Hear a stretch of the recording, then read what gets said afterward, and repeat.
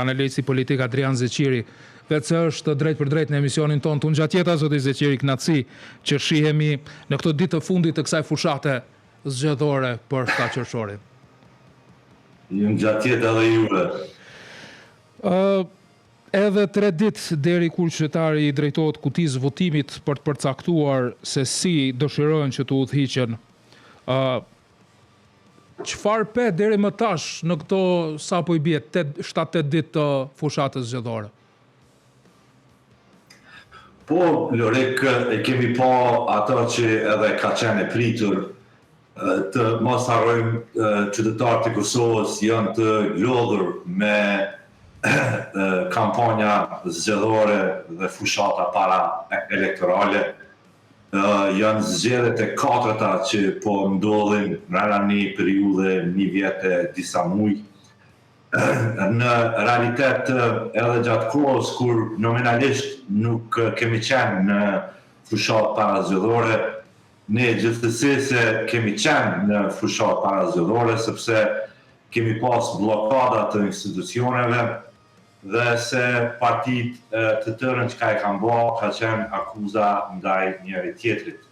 Dhe thotë, jemi në një gjendje të një fushate zgjedhore 24 shtatë që një vjet e 5 muaj dhe fatkeqësisht ashtu siç edhe përmend ti, shansat që të dalim prej kësaj situate duken të pakta pa ndonjë ndryshim radikal në spektrin politik të Kosovës. E kur jemi aty, edhe këtu shansat janë të vogla që do të ketë ndonjë ndryshim radikal, domethënës në spektrin politik dhe hartën elektorale të Kosovës. Qartë, do të votoj qytetari në bazë të emocionit të cilin e prekin përfaqësuesit liderët politik, në bazë të fjalëve që ku e di unë, tajojnë ato sekrecionet që shtojnë lumturinë, entuziazmin, ku e di unë, pra për ta prekur emocionin e qytetarit, qoftë me fjalë e etiketime, apo konkretisht me planet e projektet që i prezantojnë, cilat i absorbon qytetarit gjatë kësaj fushate? Po, Lorek, në filozofinë politike është e njohur aja që quhet narracioni. Po nëse dojmë me kuptu ma thjesht në gjuhën shqipe, është tregimi. Dhe thotë është një tregim, është një prallë të cilën ju servohet qytetarëve dhe mandej qytetarët e pranojnë atë prallë. Aja prallë duhet me pas, dhe thotë, armikun, kush është i keqi, kush është i miri, ku është konflikti. Dhe thotë është shumë e thjeshtë. Edhe nëse arrim që një parti politike ta shpërndan këtë narracion, këtë tregim, apo këtë prallë, atëherë dhe publiku ta pranon këtë narracion, gjithsesi prallë. Atëherë do thotë aja parti politike e ka fitu betejën elektorale.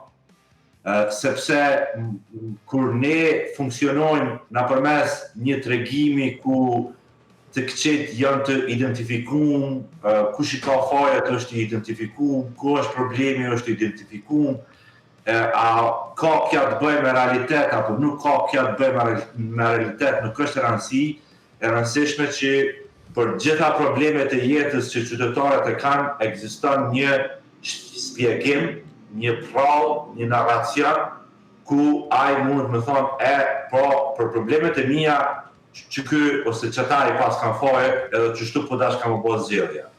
Dhe thotë, kja është aja lufta që çdo parti politike e bën për me shpërnda narracionin e vetë. Sepse kur shpërndahet edhe dikush beson në atë tregim, atëherë ai nuk gjykon me racionalitet, nuk gjykon me arsye, mi po gjykon me emocione, ato që e përmend edhe ti. Do të thotë kemi të bëjmë me një reagim emocional, jo me një reagim racional të individit. Këtu muj me thonë që lëvizja vetëvendosje ka arrit me shpërnda një narracion me vitet të tëra që e ka bon, edhe ka arrit me shpërnda këtë narracion. Ju e dini, ky narracion është shumë i thjeshtë. Ne i kemi kushtet keq, sepse për 20 vjet na kanë vjedhur, edhe tashti ata duhet me ndëshku, nuk është bërë kur gjë në Kosovë 20 vjet, edhe tashti duhet na 20 vjet tjera për me mujt me bërë ajsa. Do thotë kja është, e pse Zoti Kurti po hyn në vitin e 7 që është në pushtet, edhe nuk e ka asnjë rrugë për cilën mundet mu krenu, kja s'ka rëndësi. Rëndësishme është që ata që kanë qenë përpara, aja klani, ata që e kanë vjedhur Kosovën, ata gogolat, ata e kanë fajë. Edhe e kemi pa që do të thotë është një pjesë e madhe e popullatës që është e besu këta. Edhe pa parasysh që tash jemi në fushat edhe nuk ka asnjë përërim të bënje autostradë. Ku është autostrada për Gilan? Ku është autostrada për Mitrovic? Ku është rruga për Gjakov? Ku është shumë autostrada për Tetov, Hekurulla, e 1 milion premtime tjera që s'janë kërkun, mirë po, do të thotë, aja votus nuk janë të logjiku këta nëpërmes racionalitetit, janë të logjiku këta nëpërmes emocioneve. Edhe kampanja është duke u bë kryesisht me emocione, do të thotë, nuk është u bë me ide konkrete zhvillimore se çka e çysh duhet mundohet. Po premtimet a janë emocionale apo janë të bazuara në realitet dhe premtime që mund të realizohen praktikisht pra të mundshme në bazë të atyre që po thonë subjektet politike, se në fundit po shpalosin edhe pjesë nga programet e tyre që kanë për programin potencial të qeverisjes nga secila prej tyre. Ndëgja, me pas fatin Kosova, me ardhur një qeveri e cila është kompetente, me ekonomist, jo me filozof në kry, ose shitës të prallave, po me ekonomist që e njohin atë farë realitetin ekonomik të shteteve. Do të thotë, nuk ka sen që nuk bëhet në Kosovë.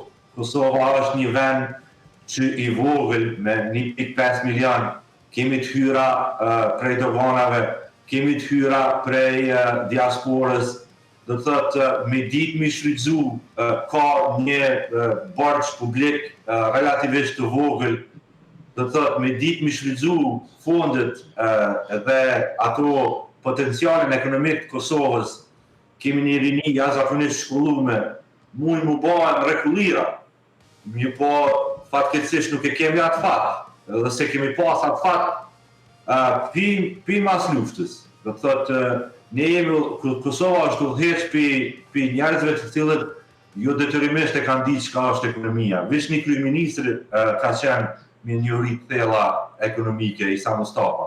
Këtë të tjerë kanë qenë, do të thotë, dikush ka marrë vesh ma shumë, dikush ka pas këshilltar ma të mirë ekonomik, ose ministra, ose do të thotë kanë qenë ekipe ndryshme.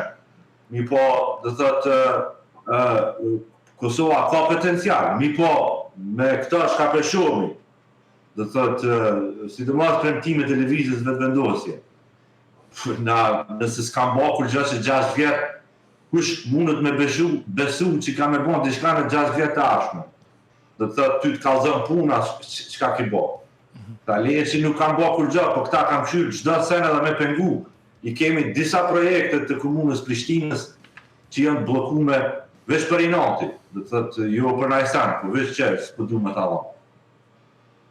I kanë programet të gjithë ngjashëm në këtë logjik për cilën folët, apo dallojnë subjektet politike për nga mënyra se si kanë punu ose se si po i prezantojnë përpara qytetarëve? Jo, dallojnë, e kemi partinë demokratike, e kemi lidhën demokratike, edhe aleancën të cilët kanë qenë pushtet e din realitetin ekonomik. Zoti Abdigjiku ndoshta nuk është udhëheqësi më i mirë i partijës, po kur jemi te njohuritë ekonomike, ai është një ndër ekonomistët më të mirë në Kosovë.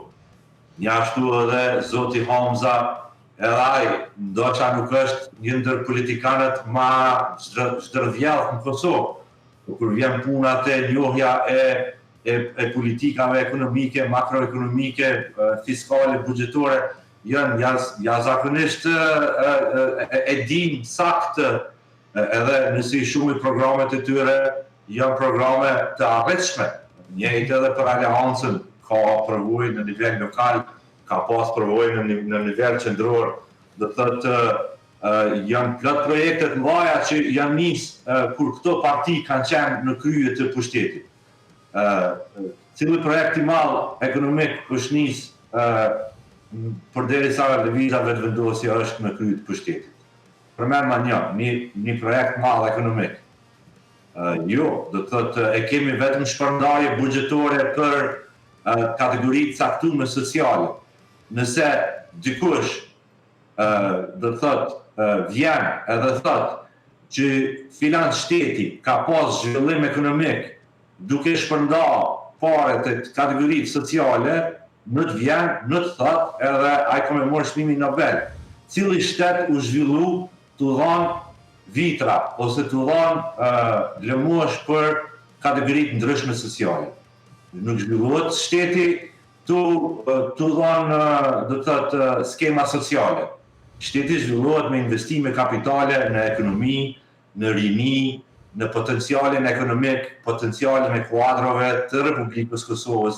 Rinia e Kosovës është e mbushur me tre, të cilët e dinë edhe inteligjencën artificiale, e dinë edhe teknologjinë informative, vend që mi kap të atëri, me qelë shkolla, me qelë do të thotë kampe, ku mi ndihmu ata me kriju softvera, me ofru shërbime në krejt Evropën dhe botën, do të thotë nuk bëhet kur gjë heq në këtë drejtim, shpërndarje në përmes skemave sociale, do të thotë të cilat, mirë është mi murën 50 euro, 100 euro një herë në vjetë ose 2 herë në vjetë, po atë krymë punë ato pare në ajsena,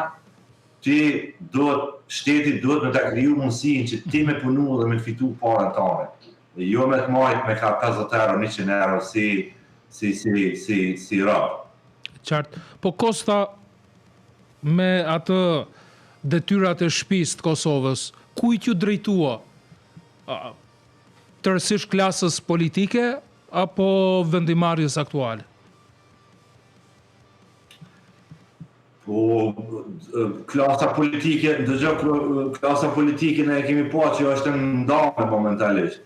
Dhe do të thotë është vështirë që gjindet një gjuhë e përbashkët. Po fatkeqësia më e madhe është nëse një parti politike i merr të gjitha levat e pushtetit. Do të thotë e merr krejt degët e qeverisë, e merr, do të thotë sepse kja mod ne do të ishim në një shtet, një partijak, që kemi qenë në kohën e komunizmit. Kështu që kja do të ishte fatkeqësia më e madhe. Dhe se duhet që pushteti të ndahet në 2-3 parti në mënyrë që askush mos ta ketë atë farë pozitën absolute në vend. Qartë, mirë. Dhe një gjë, zoti Zeqiri, raporti i Parlamentit Evropian, raporti i Rio Terras, thotë që edhe ky vit është vit i humbur për Kosovën për shkak të ngërqit politik.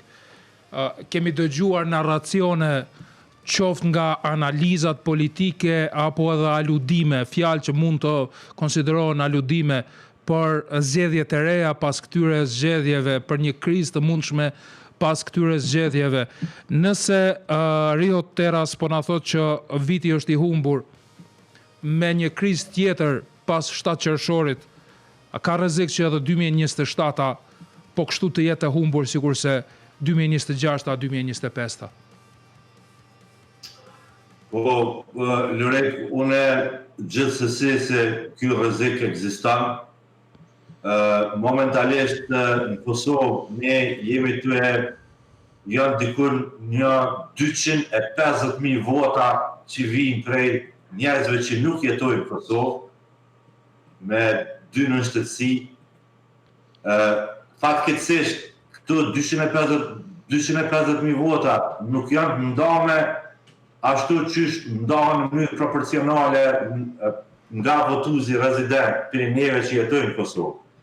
Të 250.000 vota, minimum 200.000 shkojnë vetëm për një parti politike, për lëvizjen vetëvendosje. Nuk e reflekton vota e diasporës, nuk e reflekton atë disponimin e mbrëmshëm të qytetarëve të Kosovës.